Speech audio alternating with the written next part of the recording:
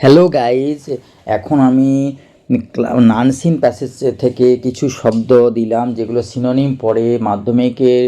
তোমাদের unseen passage থাকে 3 নম্বর প্যাসেজে লেখা থাকে যে 3 নম্বর প্যাসেজ থেকে আনসিনের শব্দ বের করে তার মানে লিখো, ইংরেজি মিনিং লেখো। এখানে আছে biography, life story written by another, অন্যের দ্বারা জীবনী লেখা autobiography, life story written by one self, নিজের দ্বারা নিজের জীবনী লেখা।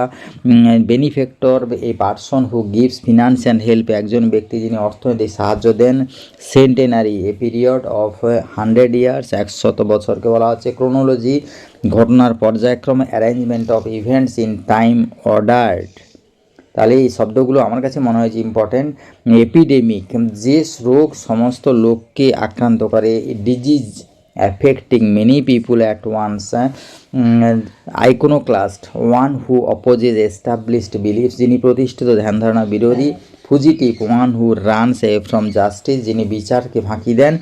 ইললিগ্যাল, এগেনস্ট দ্য ল, আইনের বিরোধী। Manuscript, written, hand written matter হচ্ছে হাতে লেখা বা পাণ্ডুলিপি।